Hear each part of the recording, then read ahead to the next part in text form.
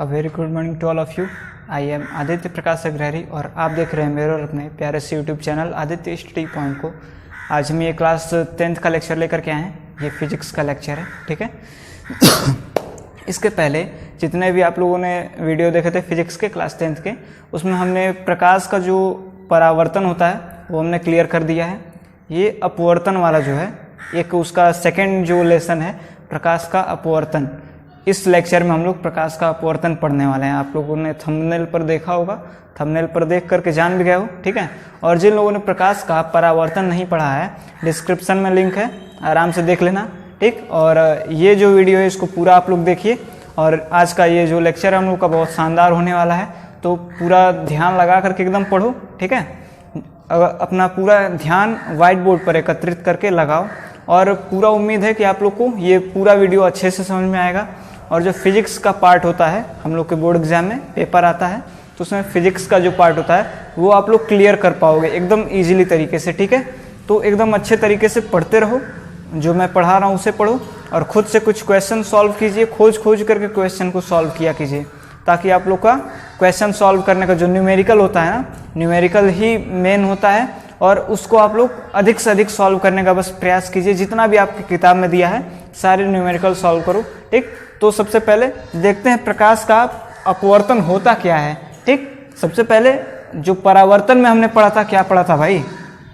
परावर्तन में एक ऐसे कोई तल था, इसके एक तरफ हम कलई कर देते थे। क्या करते थे? कलई, यानी पेंट कर देते थे, पॉलिश कर देते थे। इधर से ये प्रकाश आता था, ऐसे परावर्तित हो जाता था, ठीक। और ये बीच में क्या होता था? ये बीच में होता था अभिलंब, ठीक। ये बीच में क्या होता था? अभिलंब होता था। ये क्या था? आपतित किरण था और ये परावर्तित किरण था ना। और ये अभिलंब था भाई। ये क्या था? कोण आई था। ये क्या था? कोण आर था। इतना चीज क्लियर है, पहले आप लोगों ने पढ़ा है, क्लियर होगा। तो इसी तरह से जो अपवर्तन होता है उसमें क्या होता है, उसमें देखो भाई, ठीक। ये मैंने बस पुरानी यादें ताज़ा करने के लिए डायग्राम बनाया था। चलो अब देखो, ये जो परावर्तन का होता है वो कैसे होता है।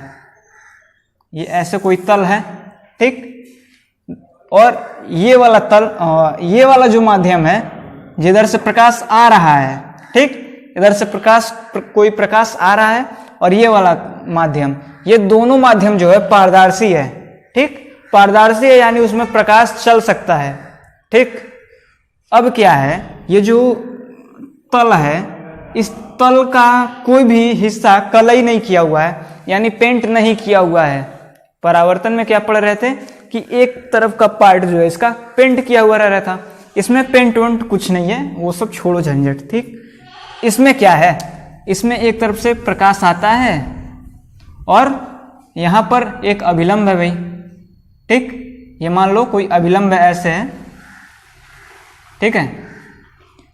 नीचे भी इसी तरह से ये प्रकाश इधर से आया और ये कोई दूसरा माध्यम है, ये ऐसे प्रकाश जाना चाहिए, बट होता क्या है, इसमें कंडीशन दे देता है, ये प्रकाश ऐसे मुड़ जाता है।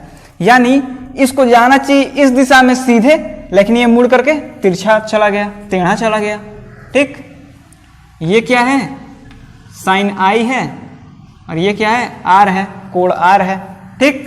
क्लियर हो पा रहा है? इसका जो डेफिनेशन है, डेफिनेशन क्या होता है? किसी भी पारदर्शी माध्यम से, दोनों माध्यम मैंने बताया था ना कि पारदर्शी होता है, तो किसी भी पारदर्शी माध्यम से जब प्रकाश आता है और दूसरे पारदर्शी माध्यम में जाता है, यानी दूसरे पारदर्शी माध्यम से गुजरता है, तो अपने मार्ग से विचलित हो जाता है, ठीक। ज्यादा कुछ नहीं है, बस अपने मार्ग से विचलित हो जाता है। तो इसी घटना को हम क्या कहते हैं? प्रकाश का अपवर्तन कहते हैं। क्या कहते हैं? प्रकाश का अपवर्तन। देखो, ये ऐसे सीधे जाना चाहिए, लेकिन ये ऐसे आया यहां पर और यहां से तिरछा मुड़ गया, टेढ़ा हो गया भाई, ठीक। यही क्या है? अपवर्तन की घटना है। ये क्या है भाई? ये है अभिलंब है, ठीक। ये अभिलंब है। ये क्या है? कोण आई है, यानी आपतित कोण है। सबसे पहले ये जानो, ये क्या है? आपतित किरण, ठीक। आपतित किरण। राइटिंग थोड़ी सी सुंदर है, थोड़ा सा आप लोग समझ जाया करो, मेरी बातों को सुना करो। राइटिंग ना समझ में आए तो बात को सुन करके लिख लिया करो, नोट्स बनाओ एकदम अच्छे से, ठीक। ये क्या है? अपवर्तित किरण, ठीक, दिखाई दे रहा है ना। चलो, ये क्या है? आपतन कोण है। ये आपतन कोण। ये क्या है भाई? ये है अपवर्तित कोण, ठीक। इतनी चीजें क्लियर हो गई। ये क्या है? साइनार, साइनाई, साइनार, ठीक। एक बार फिर से देख लो, जो अगर कोई प्रकाश किरण किसी एक माध्यम से दूसरे माध्यम में जाता है तो वो अपने मार्ग से विचलित हो जाता है, और इसी घटना को हम क्या कहते हैं? प्रकाश का अपवर्तन कहते हैं। ये चीजें क्लियर हो गई हैं। डायग्राम बना लो, मुझसे अच्छे से नहीं बनी है, आप लोग अच्छे से बनाइएगा कॉपी में भाई, ठीक। सुंदर तरीके से बना लो डायग्राम। पहले मैंने आप लोग को बताया कि एक माध्यम से दूसरे माध्यम में जाता है, ठीक है, माध्यम की बात है तो ठीक है भाई, लेकिन माध्यम होता क्या है? माध्यम होता क्या है? तो ये समझो, जैसे मैंने कहा ना कि पारदर्शी माध्यम, यानी कोई भी ऐसा जो आर पार दिखाई दे, ठीक, उस तरीके का कोई माध्यम रहता है। और क्या होता है कि एक कोई माध्यम हमने ले लिया, वायु का मान लो, एक हमने ले लिया वायु, हवा, ठीक, ज़्यादा शुद्ध हिंदी हो जाएगा, हवा ही लिखते हैं, सभी बच्चे समझोगे, ठीक। ये हवा है, और ये नीचे हमने क्या ले लिया? पानी, ठीक। हवा में से प्रकाश जो है पानी में जा रहा है तो अपने मार्ग से विचलित हो जा रहा है। अब वो कैसे? अपवर्तन की घटना आप जानोगे कैसे कि अपवर्तन हो रहा है? जैसे कि आप लोग के एनसीईआरटी का जो किताब है, एनसीईआरटी अपना बुक उठाओ, और जो सबसे आगे जो गत्ता उसका दिया रहता है, उस दफ्ती पे उसका एक फिगर बना हुआ है। एक ग्लास है, ठीक, शीशे का, कांच का ग्लास है, उसमें कोई पेंसिल ऐसे लगाया हुआ है, ठीक, और उस ग्लास में जल भरा हुआ है। तो वो जो पेंसिल है ऊपर से तो सीधा है लेकिन नीचे तिरछा है। वो क्या है? वो अपवर्तन का घटना ही है, ठीक। वो क्या है? अपवर्तन का घटना है। जैसे अगर किसी ग्लास में, जैसे कोई पारदर्शी आपने गिलास ले लिया शीशे का, ठीक, उसमें पानी भर दिया, और उसके बाद उसमें कोई भी सिक्का, एक का दो का कोई भी सिक्का ले करके उस पानी में डुबा दो, ठीक। जब वो नीचे जाएगा तो वो सिक्का आप लोगों को थोड़ा सा बड़ा दिखेगा या छोटा दिखेगा। इस तरह का जो घटना होता है उसे ही हम क्या कहते हैं? अपवर्तन कहते हैं। वही घटना अपवर्तन कहलाता है, ठीक। उसी के बारे में हमको इसमें पढ़ना है इस चैप्टर में, ठीक है। तो अपवर्तन हम जान गए कि होता क्या है भाई, हल्का सा विचलित हो जाता है, अपवर्तन होता है। अब उसके आगे क्या आता है? अपवर्तनांक, ठीक, अपवर्तनांक। अब ये क्या है भाई? ये कहाँ से आ गया? इसको भी देखो, ये भी पढ़ना है, ठीक। सबसे पहले तो ये जान जाओ, मान लो अगर हवा है, ठीक, हवा है, पानी ले लिया, फिर कांच ले लिया, ठीक, कांच, और एक ले लिया हीरा ले लिया, डायमंड, ठीक।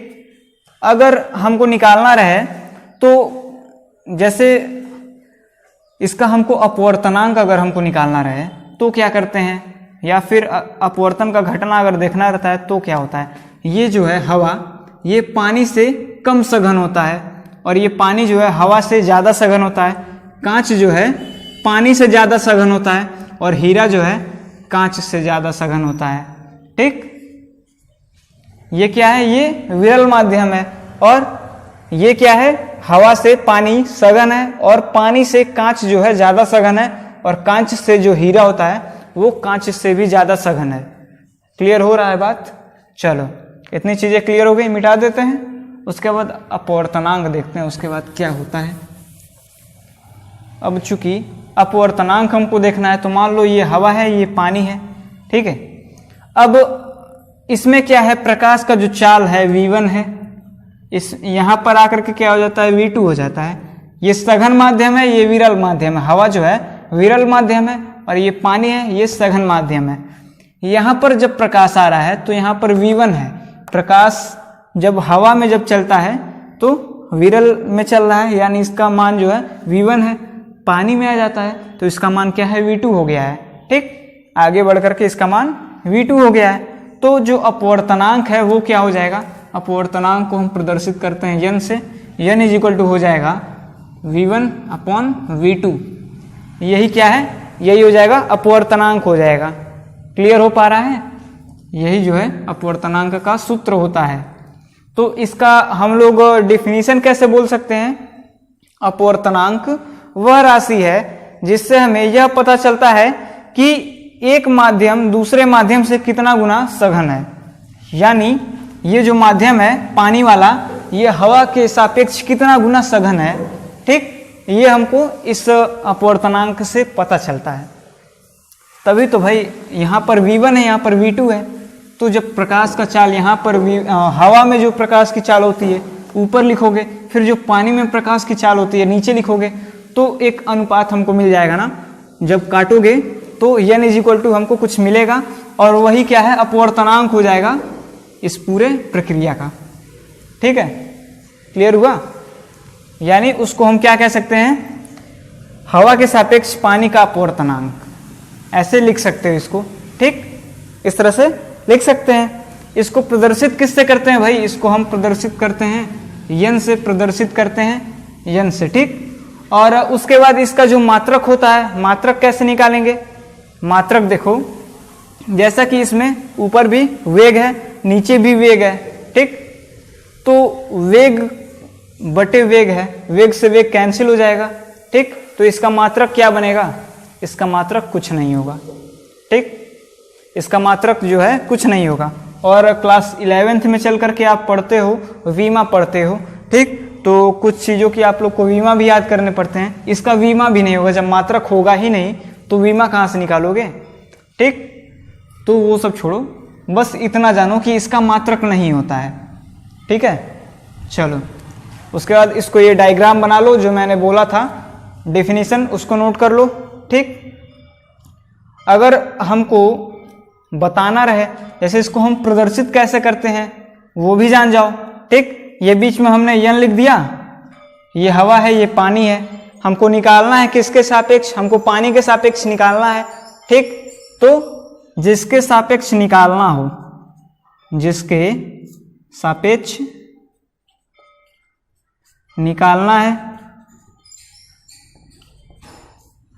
और यहां पर क्या लिखते हैं, किसका निकालना है। ठीक, यहां पर किसके सापेक्ष निकालना है, और यहां पर जिसका निकालना है, क्या, अपवर्तनांक। तो हमको पानी के सापेक्ष निकालना है ना। तो अगर हमको इस तरह से अगर हमको प्रदर्शित करना रहेगा तो कैसे हम लिखेंगे भाई, इसको हम लिखेंगे, नीचे लिख देंगे W, वाटर का, पानी वाटर होता है उसका इंग्लिश, और इंग्लिश को W से लिखेंगे, WN हवा का एयर होता है A, ऐसे लिखेंगे। ठीक, इसको ऐसे प्रदर्शित करेंगे WNA। ठीक है, यानी जो है कि पानी के सापेक्ष हवा का अपवर्तनांक। क्लियर हुआ, चलो इतना चीज क्लियर हो रहा है ना, नोट कर लो। उसके बाद आगे बढ़ेंगे, कुछ और भी चीजें हैं, जान जाओगे तो अच्छे से समझ में आएगा। ठीक, इस पे कुछ न्यूमेरिकल भी आते हैं, न्यूमेरिकल भी आप लोगों को इसी वीडियो में करा देंगे। ठीक, कुछ न्यूमेरिकल भी हो जाएंगे आपके, उसके बाद एक दो पार्ट इसके आ जाएंगे, आराम से पढ़ लेना। ठीक, पहले इसको पढ़ो। चलो अब हम लोग को पढ़ना है अपवर्तन का जो नियम होता है। जैसे परावर्तन का नियम आपने पढ़ा था, उसमें भी दो नियम थे, और अपवर्तन का भी दो नियम होता है, उसको भी हमको पढ़ना है। ठीक, चलो अपवर्तन का नियम, हेडिंग डालो, अपवर्तन का नियम। मैंने बताया दो नियम होता है। पहला नियम क्या है, अपवर्तन की घटना में, मैं बोल रहा हूं लिखो आप लोग। ठीक, अपवर्तन की घटना में इसका जो पहला नियम है, आपतित किरण, परावर्तित किरण और अभिलंब तीनों एक तल के एक ही बिंदु से होकर के जाते हैं। यानी आपतित किरण, अपवर्तित किरण,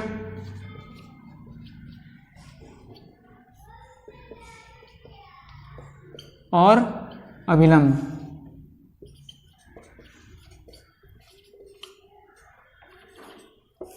तीनों एक तल से होकर जाते हैं। ठीक, एक तल से होकर के जाते हैं ये भी लिख सकते हो, लेकिन अगर ऐसे लिखोगे कि एक तल के एक ही बिंदु से होकर के जाते हैं, यहाँ पर अलग अलग बिंदु तो है नहीं, एक ही बिंदु से तीनों होकर के जा रहे हैं ना, ये अभिलंब है। अभिलंब, आपतित किरण, परावर्तित किरण, परावर्तित कह रहा हूँ, अपवर्तित किरण।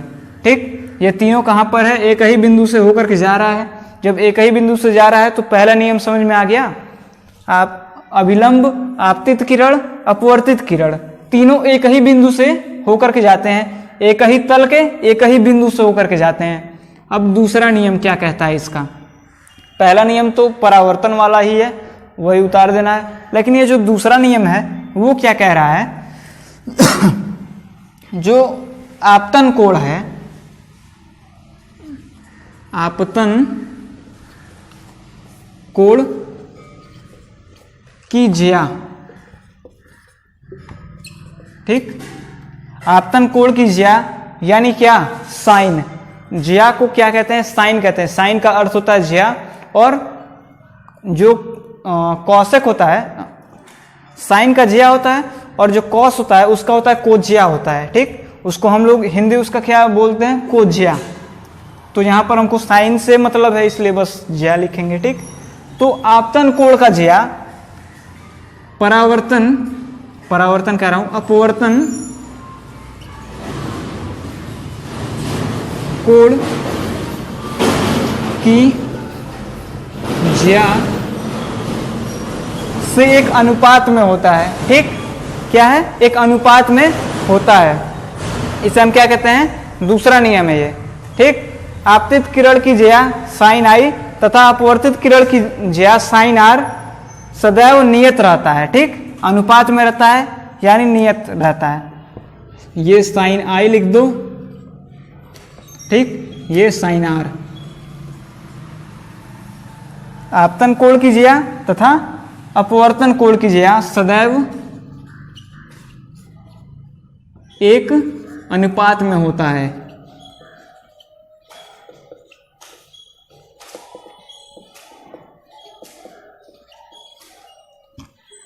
पूरा नियम लिखवा दिया तुम लोगों ने मुझसे। ठीक, चलो, ये एक अनुपात में होता है। भाई कैसे होता है ये जानना पड़ेगा आपको। ठीक, तो हम इसको कैसे करेंगे भाई? पहले साइन आई अपॉन में क्या कर देंगे? Sign are. साइन आर, ज्या क्या है? साइन है, और आपतन कोण जो है आई है, अपवर्तन कोण क्या है? आर है, और ज्या साइन है, यानी साइन आई अपॉन में साइन आर। ये क्या है? नियत होता है। ठीक, नियत होता है। यही हम लोग का दूसरा नियम है। जो दूसरा नियम है यही कह रहा है। ठीक, तो इसको एक और तरीके से कैसे लिख सकते हो? इसे मिटा दें। बहुत सुंदर राइटिंग है भी नहीं, गंदी राइटिंग है। ठीक पढ़ते रहो बस, राइटिंग से क्या करना है। चलो, 1n2 इज इक्वल टू क्या होता है? साइन आई अपॉन में साइन आर। फॉर्मूला हो जाता है। इस पर आप लोग को कुछ क्वेश्चंस मिलेंगे, उस क्वेश्चन को आप लोग को सॉल्व करना होगा। ठीक, चलो, अब इससे संबंधित एक डेरिवेशन कह लो छोटा सा। ठीक, डेरिवेशन ही समझ लो। ठीक है, डेरिवेशन कहो या कुछ भी कहो, जो भी कहो। मान लो ये फर्स्ट है, ये सेकंड है। ठीक, तो जो ज्या वाला हमने अभी को पढ़ा है 1n2 ऐसे भी लिख सकते हो, इज इक्वल टू क्या हो जाएगा? साइन आई अपॉन में साइन आर। इसको इक्वेशन फर्स्ट बनाओ। ठीक, अब देखो क्या करते हैं भाई। अब इसको मिटा देते हैं। ठीक, इसको क्या करते हैं, मिटा देते हैं।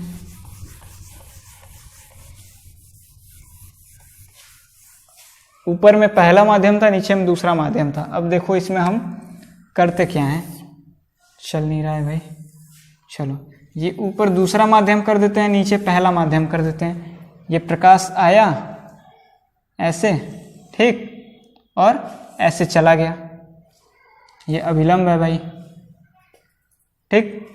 इसको जाना चाहिए था ऐसे, लेकिन ये टेढ़ा होकर के चला गया, तिरछा होकर के चला गया। ये क्या है, आर है, ये क्या है, आई है, ठीक। अभिलंब से प्रकाश के बीच का जो कोण होता है उसे ही हम साइन आई साइन आर लिखते हैं।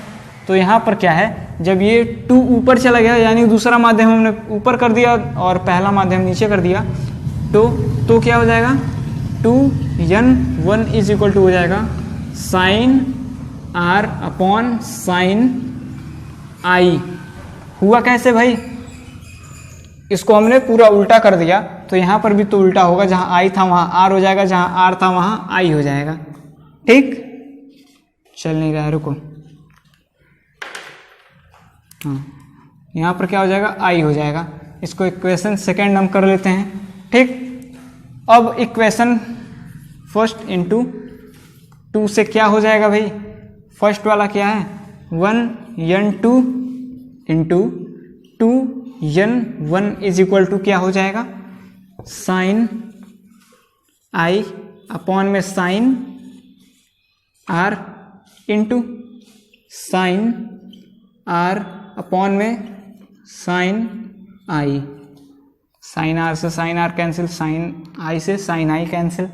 यहाँ पर हमको मिल क्या गया, 1n2 into 2n1 is equal to 1। हम लोगों का डेरिवेशन क्लियर हो गया। ये एक आप लोग डेरिवेशन की तरह भी इसको लिख सकते हो, ठीक। और जिस तरह से भी मन करे पढ़ो, बस पढ़ने से मतलब है, कुछ न्यूमेरिकल आते हैं बस वही सॉल्व करना है, बाकी कुछ नहीं है, ठीक। ये एक नोट पॉइंट के रूप में आप लोग लिखिएगा अपने कॉपी में, ठीक। क्या है, नोट पॉइंट है। अब एक और भी इस तरह से कर सकते हो आप, 1n2 into 2n3 into 3n1 is equal to, ये भी 1 होगा। कैसे होगा, पहला माध्यम है, ये दूसरा माध्यम है, ये क्या है, तीसरा माध्यम है। पहले 2 ही था, तो इसका इसमें हो रहा था, फिर इसका इसमें हो जा रहा था। लेकिन अब क्या हो रहा है, इसका इसमें हो रहा है, फिर इसका इसमें हो रहा है, और इसका फिर इसमें हो रहा है। देखो 1n2 into 2n3 into 3n1 is equal to 1। अगर ऐसे अगर चौथा अगर जोड़ देते हैं तो यहाँ पर ऐसे ना हो करके ये ऐसे हो जाएगा। ये मान लो ये चौथा है, तो इसका इसमें हो जाएगा, फिर इसका इसमें आएगा, तो इसका भी मान 1 ही आएगा, 1 आएगा इसका भी मान, ठीक है। इतना क्लियर हो गया, नोट कर लो, आगे बढ़ते हैं उसके बाद। और अगर वीडियो अगर अच्छा लगे कभी तो शेयर ओवर कर दिया करो यार, ठीक। इससे हम लोग को भी एनर्जी मिलता है, जब ज़्यादा व्यू आते हैं और ज़्यादा जब सब्सक्राइबर जब ज़्यादा हो जाएंगे तो और ज़्यादा एनर्जी से हम आप लोगों को पढ़ा पाएंगे, और अच्छे से और ज़्यादा अच्छे से आप लोगों तक पूरा कंटेंट मेरा पहुंच पाएगा, ठीक। तो इसलिए ज़्यादा से ज़्यादा शेयर करो। और अभी नया चैनल है, इसमें तो कोई दो राय है नहीं, नया चैनल है, ज़्यादा से ज़्यादा शेयर करो। जितना ज़्यादा शेयर होगा, जितना ज़्यादा चैनल आगे बढ़ेगा, उतना ही अच्छे से आप लोगों को मेरा कंटेंट मिल पाएगा और पूरा कंटेंट आप तक पहुंच पाएगा। इसलिए ज़्यादा से ज़्यादा शेयर किया करो। वीडियो अगर अच्छा लगा करे तो लाइक ज़रूर कर दिया करो, ठीक है। और जिन लोगों ने सब्सक्राइब नहीं किया है चैनल, सब्सक्राइब कर देना यार, सब्सक्राइब करने में कुछ नहीं जाता है। इस पे हमेशा आपको स्टडी से संबंधित वीडियोज़ ही मिलेंगे, ठीक। अभी अगर ये वीडियो भी अगर आपको अच्छा लगा है तो लाइक ज़रूर कीजिएगा, ठीक है। और इस पर हमेशा आपको वीडियो मिलते रहेंगे स्टडी से संबंधित, तो इसलिए आपको सब्सक्राइब करने में कोई दिक्कत है नहीं। और ज़्यादा से ज़्यादा लोगों को शेयर ज़रूर किया करो, ठीक है। इसके आगे का जो भी है मैं बताता हूँ आपको, और इसके कई पार्ट आप लोग को मिलेंगे, उसमें मैं आप लोगों को सारी चीज़ें एकदम क्लियरली बताता रहूँगा, ठीक है। बस आपको पढ़ने का ज़रूरत है। एक चीज़ देखो, हमने जो फार्मूला पढ़ा है अभी को, क्या पढ़ा है, 1n2 into 2n1 is equal to 1 था। इस फॉर्मूले से एक चीज़ और हम क्लियर कर सकते हैं। क्या कर सकते हैं भाई? 1n2 is equal to 1 upon में 2n1। इससे ही ये आया है। कैसे आया है? ये 1 है ना, जब इसको इधर लाओगे तो यहाँ पर इंटू है ना कि प्लस है। यहाँ पर क्या है? गुणे का चिन्ह है, ठीक। तो जब यहाँ पर आएगा तो 1 के नीचे आ जाएगा बटे में, यहाँ पर 1/2n1 हो जाएगा। वही चीज़ यहाँ पर किया गया है, ठीक। 2n1 हो जाएगा यहाँ पर। क्लियर हो पा रहा है ना? समझ पा रहे हो क्या कहना चाह रहे हैं? जैसे 1n2 है, ये यहाँ पर आएगा तो क्या आ जाएगा? 1 अपॉन में जब ये नीचे आएगा तो होगा क्या? 2n1, यही तो होगा। और ये है क्या? यही तो है। समझ पाए? चलो अब क्या करते हैं, मान लो ANG है अगर, तो क्या होगा? ANG इंटू, अगर और भी कुछ अगर हम ले लेते हैं, या फिर ऐसे ही रहने दो, ANG है, इसका कैसे हो जाएगा? 1 अपॉन में GNA। किसी का भी ऐसे आप बना सकते हो, ठीक। जो यहाँ पर पहले रहे इसको बाद में कर दो, जो बाद में रहे उसको पहले कर दो। उसी तरह से बन गया एक आपका फॉर्मूला। कुछ भी हो इस तरह से बना सकते हो। और एक चीज़ वो भी जानो, और क्या है भाई? इसको क्यों मिटा दिया मैंने भाई?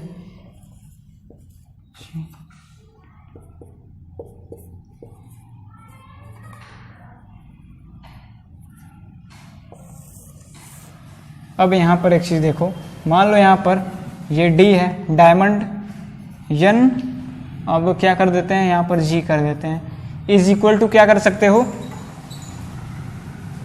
NG अपॉन में ND, ऐसे लिख सकते हो, ठीक। इसको ऐसे लिख सकते हो कि नहीं लिख सकते हो? लिख सकते हो ना, एकदम लिख सकते हो, ठीक है। लेकिन कोई भी चीज़ होता है तो अपवर्तनांक तो किसी के सापेक्ष ही निकाला जाता है, किसी के सापेक्ष ही निकालोगे अपवर्तनांक। तो यहाँ पर तो किसी के सापेक्ष हमको दिख ही नहीं रहा है भाई। किसी के सापेक्ष हमको दिखा नहीं दिखा? जब नहीं दिख रहा है तो यहाँ पर दोनों माध्यम में, यानी ऊपर भी नीचे भी, कोई भी एयर या वाटर कुछ भी लगाओ तो दोनों माध्यम में सेम लगाओ। हमने यहाँ पर ए लिखा, यहाँ पर भी ए लिख देंगे, ठीक। यानी दोनों माध्यम में समान माध्यम वालों को ही लिखना है। यहाँ पर एयर लगाया तो यहाँ पर भी एयर लगा दिया, हवा के सापेक्ष हमने निकाल दिया भाई। क्या दिक्कत है इसमें? कोई दिक्कत नहीं, दिक्कत है कुछ नहीं है, तो वहाँ पर हवा के सापेक्ष निकालो यार, ठीक। चलो इतनी चीज़ें क्लियर हो गई। इस पर क्वेश्चन कर लेते हैं, बहुत इजी सा क्वेश्चन है, डरने की ज़रूरत नहीं है, बस नोट करते रहो, ठीक। उसके बाद कई क्वेश्चन आप लोग को मिलेंगे, सॉल्व करते रहो, किताब से निकालो, कई क्वेश्चन इधर उधर मिल जाएंगे आपको, ठीक। उदाहरण या क्वेश्चन कोई भी रहे, न्यूमेरिकल क्वेश्चन रहे, सबको सॉल्व किया करो, ठीक। एक लेक्चर देखो, उसके बाद उससे जितने भी न्यूमेरिकल बन सकते हैं निचोड़ करके किताब से निकालो और लेकर के बैठ जाओ सॉल्व करने। जो ना आए तुरंत पूछो, ठीक। इसी से आप लोग आगे बढ़ोगे, धीरे धीरे करके ही बढ़ोगे, लेकिन एक निरंतर एक प्रयास अगर आप कराएगा तो इसी से आगे बढ़ोगे, ठीक। चलो नोट कर लो इसको। ये एक हम लोग का क्वेश्चन हमने ले लिया है, ठीक, लिख दिया है, बस आप लोग को पढ़ना है और नोट करना है कॉपी में, सॉल्व करना है उसके बाद, ठीक। इसको सॉल्व करेंगे हम। सबसे पहले क्वेश्चन पढ़ लेते हैं। दिया क्या है? हवा के सापेक्ष पानी का अपवर्तनांक जो है 4/3 है, हवा के सापेक्ष कांच का अपवर्तनांक 3/2 दिया है। तो पानी के सापेक्ष कांच का अपवर्तनांक ज्ञात करना है, ठीक। सबसे पहले लिख लेते हैं क्या क्या दिया हुआ है। हवा के सापेक्ष पानी का अपवर्तनांक कितना दिया है भाई? हवा के सापेक्ष दिया है ना, तो इसको लिखेंगे कैसे? इसको लिखेंगे हवा के सापेक्ष पानी का अपवर्तनांक है, यानी पानी का वाटर W, ठीक, और हवा का एयर है A। इसको लिखेंगे कैसे? ANW। हवा के सापेक्ष, जिसके सापेक्ष निकालना है, और जिसका निकालना है यानी पानी का निकालना है ना, तो पानी बाद में लिखेंगे, और हवा के सापेक्ष निकालना है तो हवा यानी एयर पहले लिखेंगे। अपवर्तनांक दिया कितना दिया है, 4/3 दिया है, 4/3। और इसी तरह से हवा के सापेक्ष किसका निकालना है, कांच का अपवर्तनांक। ठीक, कांच का अपवर्तनांक ये क्या हो जाएगा भाई, किसके सापेक्ष निकालना है, हवा के A/N और कांच का ग्लास G, ऐसे लिखोगे। और यहाँ पर 3/2। तब हमको निकालना क्या है, पानी के सापेक्ष कांच का अपवर्तनांक निकालना है। तो पानी के सापेक्ष किसका निकालना है, कांच का अपवर्तनांक।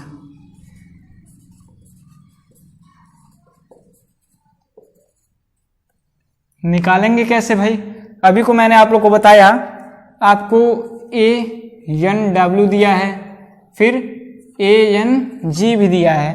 तो निकालना क्या है, पानी के सापेक्ष कांच का अपवर्तनांक। ठीक, तो आप इसको निकाल कैसे सकते हो, पानी के सापेक्ष यानी W/N/G,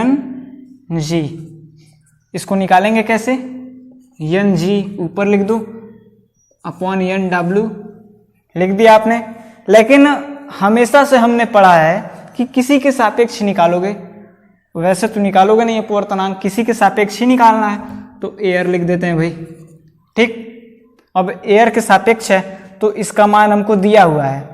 ठीक, क्या क्या दिया है भाई, एयर के सापेक्ष ग्लास का 3/2, नीचे में क्या दिया है 4/3, ये वाला यहाँ पर रखा, और A/N/G यहाँ पर दिया है, इसको हमने यहाँ पर रखा।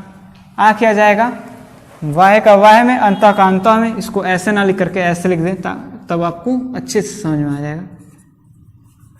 और यहाँ पर ऐसे, ठीक वही चीज़ था, बस उसको हमने दूसरे तरीके से लिख दिया था, कुछ लोग कंफ्यूज हो जाएंगे इसलिए मैंने ऐसे लिख दिया। अब इसका इसमें करेंगे इंटू, और इसका इसमें करेंगे। ठीक, तो क्या हो जाएगा भाई, 3 3 9 होता है, 4 × 2 क्या हो जाएगा 8, यानी 9/8 आ जाएगा इसका आंसर। समझ में आ गया, इसका आंसर क्या हो जाएगा, अपवर्तनांक जो है जल के सापेक्ष कांच का अपवर्तनांक 9/8 आ गया। अब कुछ अपवर्तनांक है, ठीक, मैंने उनके मान निकाल लिए हैं, उसको आप लोग नोट कर लीजिए और याद कर लीजिएगा तो ज़्यादा अच्छा रहेगा। ठीक, आसानी होगी क्वेश्चन सॉल्व करने में। एयर के सापेक्ष जल का अपवर्तनांक अगर हम निकालें तो क्या आ जाएगा, 1.3 आता है। ठीक, अब अगर हम हवा के सापेक्ष अगर ग्लास का निकालें तो, हवा के सापेक्ष ग्लास का अगर निकालें तो 1/5, ठीक, इसका 1/5 आता है। और अगर हम एयर के सापेक्ष डायमंड का अगर हम निकालें तो, एयर के सापेक्ष डायमंड का निकालें तो क्या हो जाएगा, 2 पॉइंट कितना आएगा, 2.4 आ जाएगा। ठीक, 1.3, 1.5, 2.4, ऐसे आप लोग अपने माइंड में बैठा लीजिए और ये आंसर है इसका, इसको नोट कर लेना। ठीक, मिटाते हैं और फिर वही चीज़ दोहराते हैं भाई। अगर वीडियो अच्छा लगा है तो लाइक कर दीजिएगा। ठीक, और अगर नए व्यूअर हैं तो हमारे चैनल से जुड़ जाइए, सब्सक्राइब कर दीजिए चैनल। इस पे हमेशा आप लोगों को स्टडी से संबंधित वीडियोज़ ही मिलेंगे, कोई फालतू वीडियो तो इस पे आते नहीं है, इसलिए सब्सक्राइब करने में कोई दिक्कत नहीं होनी चाहिए आपको। ठीक है, और उसके बाद आप जहाँ भी पढ़ते हैं, कोचिंग में, स्कूल में, जहाँ भी कॉलेज में, आप जहाँ कहीं आप पढ़ते हो वहाँ पर अन्य बच्चे भी पढ़ते हैं, तो उन लोगों से भी बताइए कि कोई ऑनलाइन पढ़ाता है और फ्री में पढ़ाता है, आप लोग भी जाकर के उनसे जुड़िए। ठीक, तो वो लोग भी हमारे चैनल से आकर के जुड़ेंगे तो ज़्यादा से ज़्यादा लोग हमारे चैनल से इस तरह से जुड़ पाएंगे। ठीक, तो ज़्यादा से ज़्यादा लोगों को शेयर कीजिए, बस बाकी सब सही है। आप लोग के लिए लगातार वीडियोज आ रहे हैं। ठीक, हम आप ही लोगों के लिए लगे हुए हैं, बाकी सब सही है, बस आराम से पढ़ते रहो, छुट्टी का फ़ायदा उठाओ, बाकी सब सही है। ठीक, चलते हैं, गुड बाय, टेक केयर, चलो।